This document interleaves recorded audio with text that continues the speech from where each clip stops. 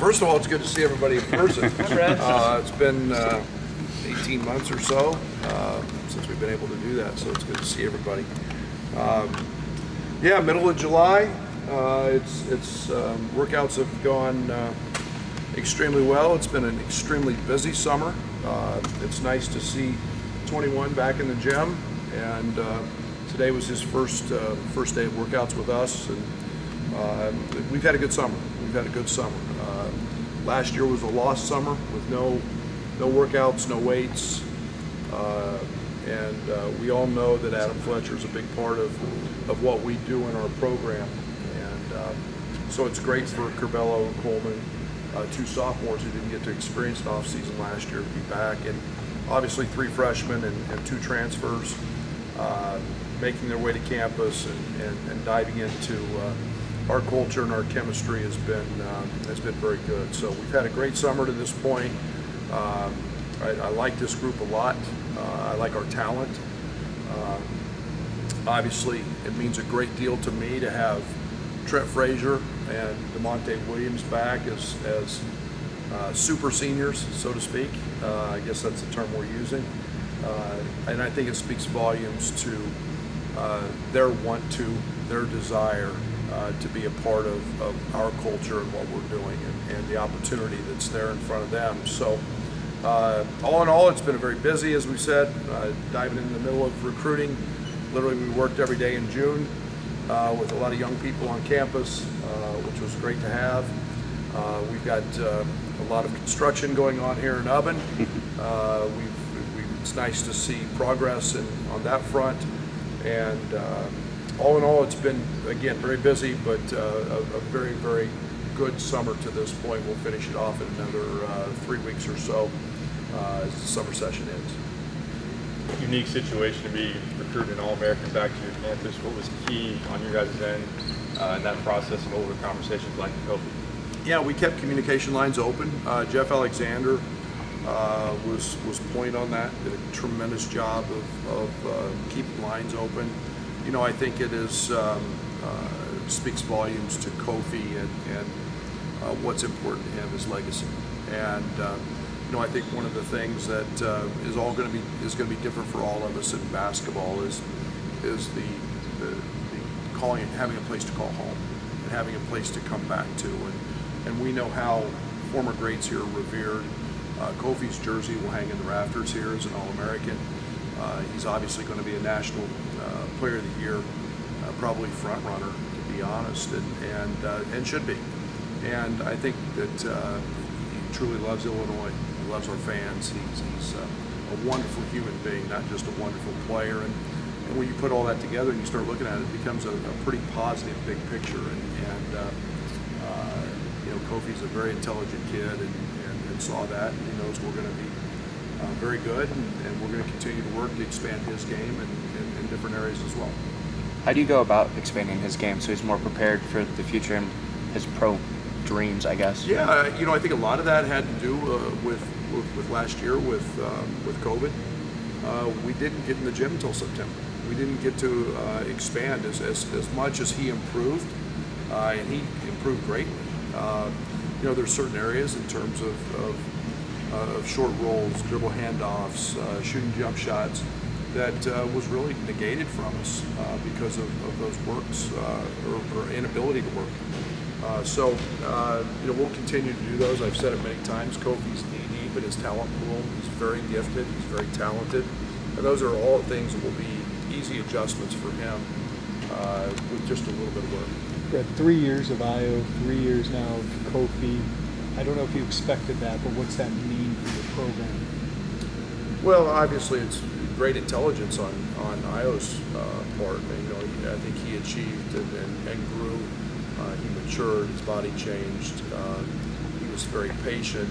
I think you look at just the draft. Obviously hasn't happened, and anything can happen. But you're looking at a projected first-round pick. Compared to where he was prior to that, and you know, we say all the time it's not a race.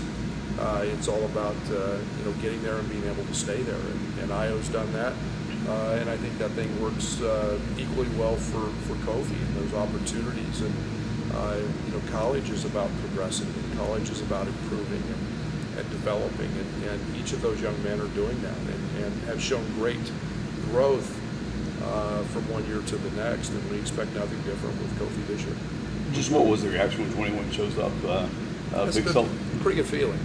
You know, and I say that, and that's the obvious, okay?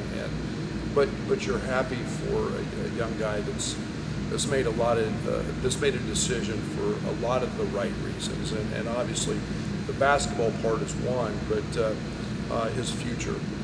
You know, the Illini fan base is passionate. We've got great fans. We've got a great institution. You know, here's a guy that's not too awfully far away from getting a degree. So you made it for a lot of the right reasons, and that excites you as your coach, because that's what we ultimately are in here for, is to help young people grow. Brett, some of the various football media days, the topic of vaccination status has been a heavy topic.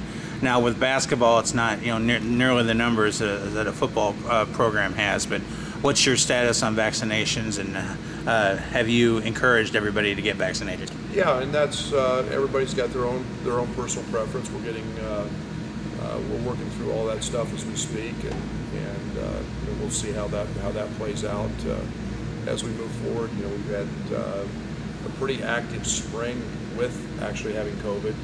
We got through the season, but so guys that have had it, we still have a few that have to be completely vaccinated.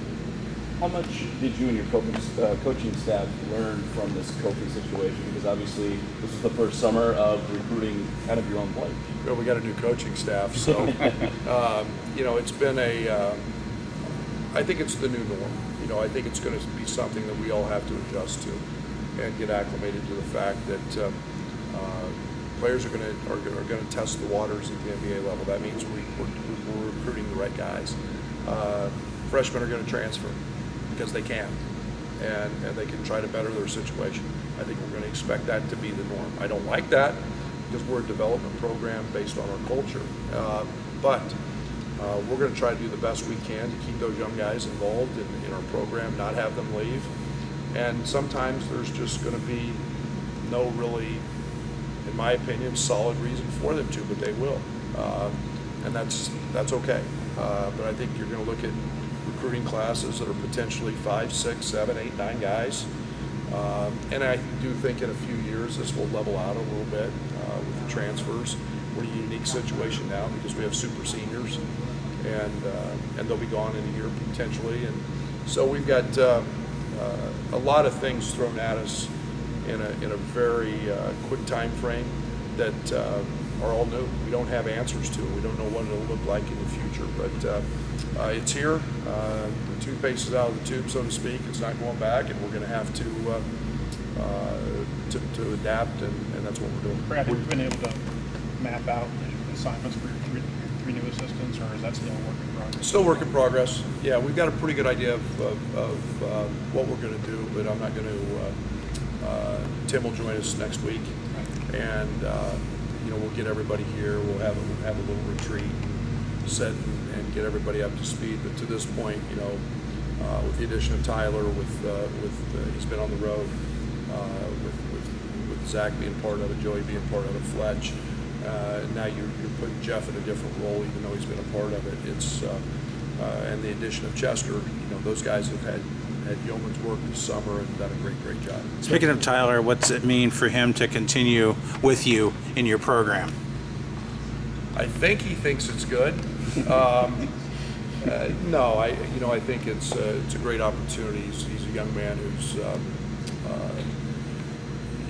been around basketball his whole life. He understands it. He's been a part of our culture and what I've been trying to do my whole adult life as a coach, and nobody probably understands it better than him. And yet for him to come into an area that's relatively new with the portal, understanding recruiting, he'll be very involved in our scouting. It's a great opportunity for him to have his inaugural job, be in a program that he knows, and so I'm excited for him. There's still a lot to learn about NIL. What do you think Kofi's earning potential is there, and it's particularly at a place where he has an established brand and, like you said, a building legacy? Yeah, I think you've said it. We've seen obviously figures that have come out of Alabama and Coach Saban, and I don't know what those numbers are. I think that Kofi's earning potential is high, and don't ask me to put a number on that because I don't know what everybody's definition of high could be different. But I think you're talking about a National Player of the Year. I think you're talking about a Illini great. I think you're talking about one of the largest alumni bases in the country. Chicago was extremely active on social media, so I think you're talking about a lot of positives for our athletes, and that's something that will be exciting to see how that all plays out. How does Kofi's return affect Omar? The two of them play together on the court. Yeah, there'll be no doubt about that. Omar's been sensational. Quick twitch athlete. They're completely different in terms of their styles, and elite runner and elite got elite wingspan. And I think that I've been very impressed with the fact that I didn't see him shoot jump shots a lot in the past, and he's a very, very good jump shooter. And so he's got a skill set that I'm excited about. I think we can play both those guys together because they are different, and that'll happen. So you the last piece of the roster puzzle, or are you still? Yeah, we're done. We'll keep one open. I saw you tell Seth that you were surprised he withdrew from the draft. Like, when did you think this was a possibility that he would be back? Yeah, probably not until he called. To be very honest, I mean, everything that I understand, they've got to make people feel like they're all in, and they are, and they go through every detail and every aspect of the process. And I truly thought that he would stay in, and he did a great job of convincing me of that and our staff, and yet you understand that there's always that chance. It's very similar to what Io's situation was last year. I didn't think Io was coming back until that very last moment. So again, very thorough in his process. Listened to a lot of people that gave him a lot of pros and cons, and then he sat down and made a decision which he felt was best for his future. And the positive thing is that affected us in a really positive way. When was that call? Oh, you're going to ask me. I don't know. I mean, I think July 1 he had to enter the portal. July 6th or 7th was that. So it was right around July 1 date when he knew that he had to go into the portal. What was that like for you, Brad? Kind of your reaction? Where were you when you got the call from him that he was coming back, and that was maybe the final piece to what had been kind of a long off season? How did you celebrate that and react to that? I was on a plane recruiting, and I had a really nice bottle of wine. I don't do social media. I literally, my daughter texted me and said he's back, and so you're the world we're in today. We get things instantaneously over social media, and sometimes we're the last to know. But I think it's a great feeling.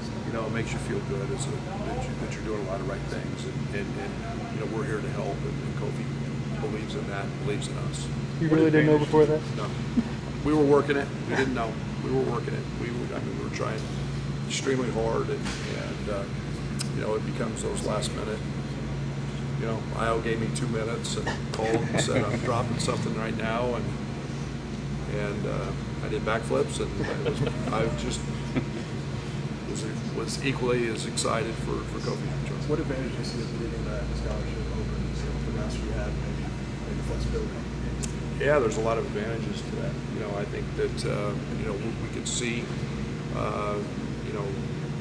we're seeing a lot of reclassification of kids. From one class to the next, you're seeing young guys leave a semester from prep schools or different schools and become available a semester. You got an opportunity to have the flexibility to bring a guy in a semester if you need to do that, and know that one, he could play, or secondly, he could just be a part of practice in your strength and conditioning program. So I think it's in our benefit to lead a scholarship. What's the biggest advantage, Brad, in the dynamic of coaching an older team that you're going to have this year? Believe me, it's a huge advantage. I mean, I think that's one of the things we're going to find in the transfer portal is you're going to want to stay old, and obviously the 2 super seniors are old. Austin Hutcherson's return. He's an older guy. Jacob's an older guy.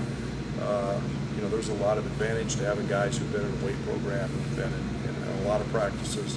Trent and DeMonte have been in 100+ games.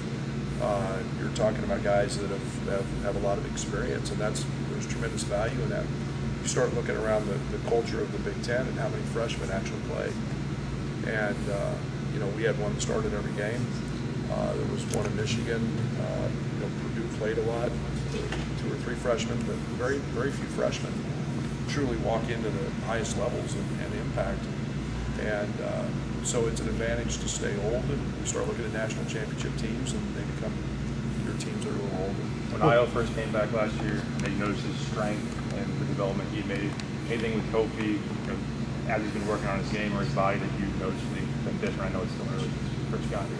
Yeah, I mean, you know, the one thing I was really pleased with today was his conditioning.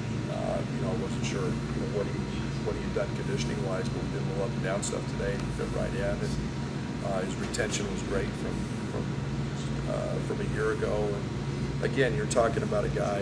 One of the beautiful things about upperclassmen is they get to play against their peers with the most experience, with the most confidence, because they're upperclassmen and been through it. And that was very evident today with Kofi, just his mental approach. Brad, what have you seen from the freshmen and transfers, especially, you know, Austin Hutcherson, who's kind of a mystery to a lot of people athletically? Where is he at after his back injury? Yeah, Hutch has been fabulous. The most important thing for Hutch is he's healthy. And you know, a young man who tried his hardest last year to be able to help us. It would have helped us a great deal had he been healthy. But we're talking about a guy with a 42-inch vertical. We're talking about a guy who can play 1, 2, or 3. We're talking about a guy that is a very, very good shooter. And that was missed last year. We missed him on both sides of the court. A guy that in his first year off with us was really an integral part of being able to help Io get better in terms of guarding him defensively. And so I'm excited about his return. We're ultimately concerned about his health, and he's been phenomenal to this point and very healthy. So a guy that's a very good player, and we're excited about him. What about Alfonso Plummer? I know he's a prolific shooter, and that's something you were excited to add to your roster. Yeah, let's not forget, you know, he's a young man that averaged just shy of 14 points a game in Pac-12. A guy that has got a quick trigger. You know, I can see us having a package for him to get him shots, because he had some elite games last year. We're making 11 threes in a game, scoring 23 points in 7 minutes in a road game in Colorado. He's a guy that can really fill it up, and that's a nice option to have, a guy that can really get going. I mean, he's a microwave on the offensive side. Brad, you mentioned not a lot of freshmen playing the Big Ten, but you've got one coming back who was the Big Ten Sixth Man of the Year last season. What does Kofi's return kind of do for Andre as a primary facilitator? Well, I think Covello will be one of the best point guards in the country, and you know,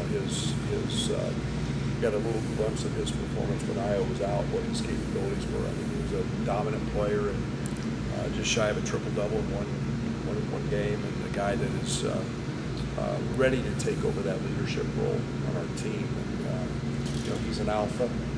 Not a lot of those guys, but again, that becomes a very hard pick-and-roll duo to handle. Throw Omar in there, who's a little different in terms of a lob catcher. You've got guys that you know, you got to figure out how you're going to control Andre. You've got 2 guys that can roll and pop and do some things. So you know, he's an elite player. I think he's literally going to be in that talk for the Cousy Award and one of the top PGs in the country. President, an update on Jeff's whole position where you're at in that process? We're getting closer. You get a chance to go over to Peoria and see how something. Timing will depend on that a little bit. We're obviously out on the road recruiting this weekend, so I wish those guys the best. And again, that's unique, man. That's still cool to me to see all these guys who played here and are from this area, and their passion and their excitement level, and to be able to go do it on a national stage. You know, this is home, and that's one of the things that really concerns me about where we're going in the future. Is this is home to so many great players and people who've been a part of the program know what that means, and so for me it's exciting, and I hope it works. I hope they continue to, that they have a ton of success so that I can make it over there, because that's obviously a plan to try to do that. How's the schedule coming along, and is it refreshing to be setting a schedule in a normal way instead of wondering what your schedule will be? Well, we can at least talk about the first game. A year ago we had no idea what that was going to look like, even a couple weeks out. But we'll have a great schedule. I think we're still waiting on a couple contracts. We know we've got obviously the GABA games. We've got the ACC Challenge, which are two elite marquee events. The tournament in Kansas City, very, very good Cincinnati team, and then Kansas State or Arkansas. Both are going to be very, very good. And then the return game with Arizona. And when you combine that with two Big Ten games, and then you've got the bragging rights game late, you're talking about a very, very difficult schedule to open the season. And so it's competitive as always. I think we had the most quad one wins last year. You start adding 20 league games into the Big Ten, and we'll be right there again in terms of one of the tough schedules. Are you going to work at it to win it all? Probably not. Oh, I can see passing out there a lot. To say he's going to run the wing would probably not be my idea of success for him.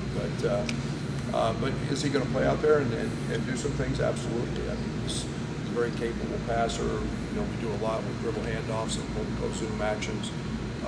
You'll see him in a lot of those actions. Can you describe what it was like to be in the gym and just evaluate kids live this summer after not having been able to do that?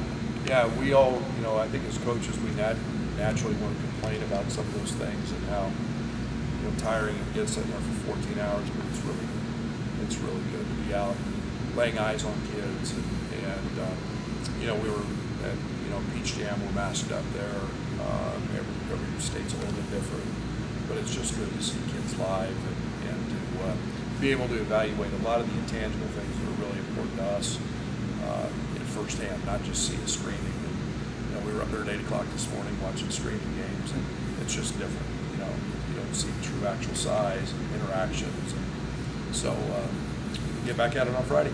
A lot of excitement about what Chester's brought recruiting-wise. Just speak to what you've noticed out of him as you guys spent some time together. Yeah, he's everything I thought he was, and probably more. He's a bulldog. He's got a tremendous amount of connections. For a guy that's been at the high major level 10 years, he's found winning, and he's done that through connections and relationships, and just an unbelievable desire and work ethic. That pays off, and saying good things happen to those who work hard. That's Chester, and Jeff is in that same mold. Jeff has just been a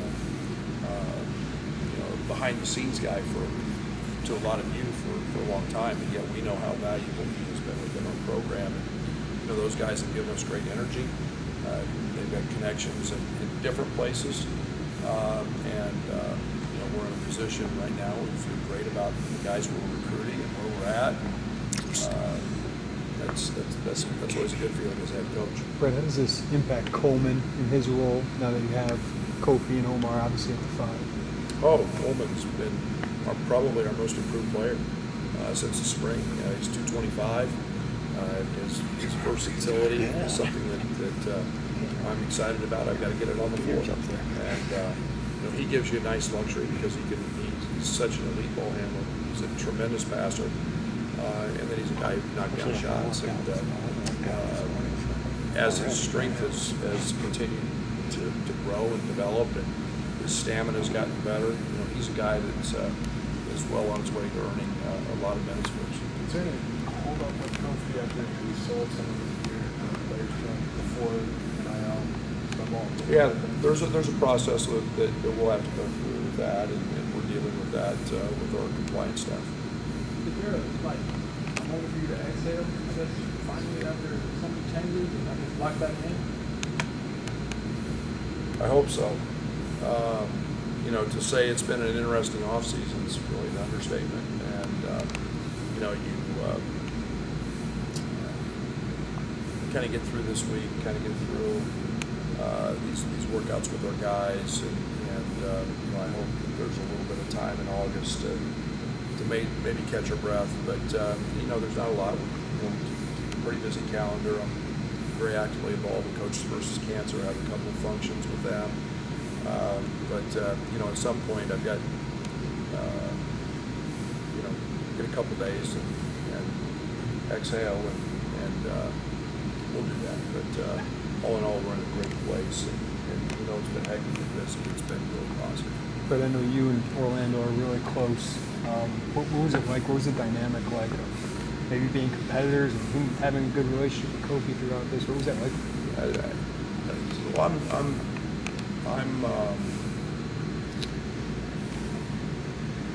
maybe I don't know. Maybe I'm normal. Maybe I'm different. You know, I think that I'm choosing not to. People make decisions. I'm grateful and thankful for Chen, for Jen, Jamal. They all helped us. Had a hand in this. They're all family to me. And you know, we can all complain, or we can all be angry, or we can all, you know, everybody's got to make decisions that impact their own lives. And I'm not that guy. All I can do is hopefully provide a great working environment. We're an elite institution, which we know, and provide a situation that they feel comfortable in. And people make decisions, and then they have to live with those decisions. But I'm accepting of that. And they're always going to be family. They're always going to be part of something that's been very special to me, and that's helping get this program back. And then I literally look at it like, okay, they left. We put a good staff together and won, and people felt like they wanted them. And I said, let's just go do it again. And let's go find another group of guys and that are equally as good. I'm excited we've done that. And so, you know, Owen and I talk every day. We'll continue to do that. And, you know, I'm not going to be that guy. I understand. I mean, we're all, at some point, we'll probably all hate each other because of the transfer portal and this and that. You know, and I'm not going to be that guy. I choose not to be that guy. Thanks, guys.